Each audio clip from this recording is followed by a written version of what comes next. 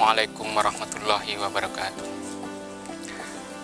Alhamdulillahirabbil alamin.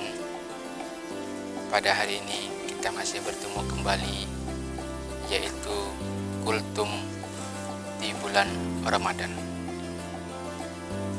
Alhamdulillah.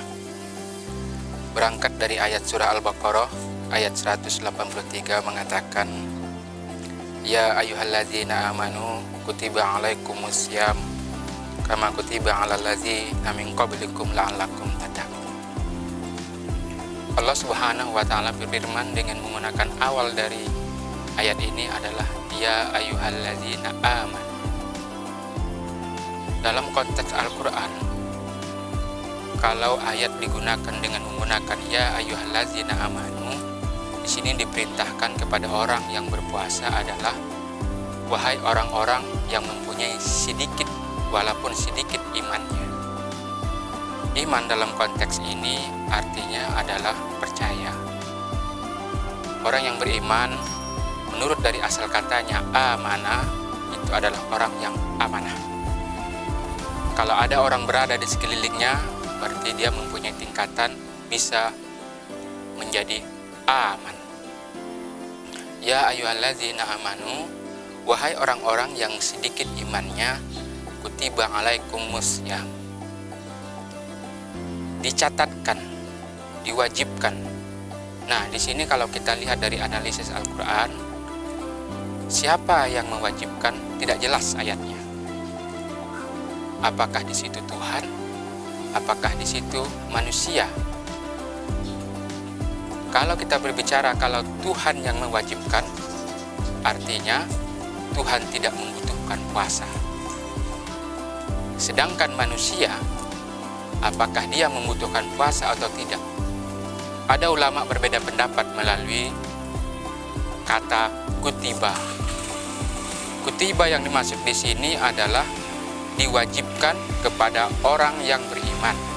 Artinya bahwa pelaku untuk mewajibkan diri mereka itu berpuasa adalah orang-orang yang beriman sendiri. Mengapa? Karena puasa itu dibutuhkan oleh orang yang beriman. Dalam sebuah penelitian mengatakan puasa itu akan melahirkan kesehatan fisik. Dan ada juga penelitian mengatakan untuk spiritualnya bahwa puasa itu akan melahirkan ruh, pelatihan, dan sebagainya. Selanjutnya ayat ini mengatakan bahwa kama kutiba alal ladzina min qablikum, sebagaimana puasa itu telah diwajibkan oleh orang sebelum kamu. Menarik di sini, puasa diwajibkan sebelum kamu, sebelum Islam datang. Apakah pada saat itu puasa memang ada sebelum Islam datang? Padahal mereka belum mengenal Allah, nama Allah belum mereka kenal. Nah, menurut satu riwayat mengatakan bahwa puasa itu memang ada diwajibkan bagi orang sebelumnya. Kalau kita lihat dari surah Maryam mengatakan pada saat Nabi Isa lahir, dia mengatakan bahwa aku dalam 3 hari tidak bicara. Kalau kita lihat dari konteks itu bahwa puasa memang diwajibkan untuk orang sebelum umat Islam, yaitu dengan peristiwa puasanya Siti Maryam melalui 3 hari tidak berbicara. Ya ayyuhalladzina amanu taqu rabbakumul ladzi khalaqakum. Itu ayatnya surah An-Nisa ayat pertama. Wahai manusia, ittaqu rabbakumul ladzi khalaqakum. Wahai manusia, yang menarik di sini ditujukan kepada manusia. Sedangkan ayat yang tentang berpuasa ditujukan kepada orang yang beriman. Nah, apa maksudnya tujuan dari bertakwa itu?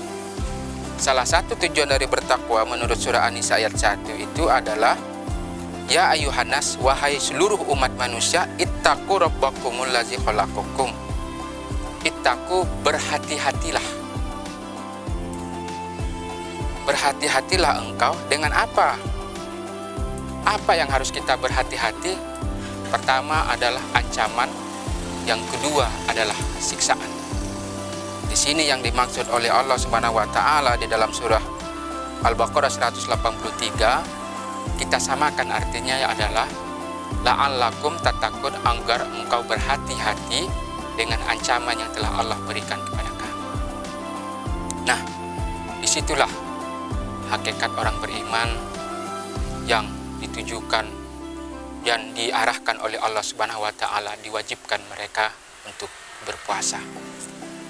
Nah, hakikatnya puasa itu adalah wajib bagi umat Islam, apa lebih-lebih lagi bagi mereka yang beriman, karena puasa itu sangat dibutuhkan oleh mereka, yaitu manusia atau orang-orang yang beriman di jalan Allah Subhanahu wa taala. Demikian, wabillahi taufik wal hidayah. Wassalamualaikum warahmatullahi wabarakatuh.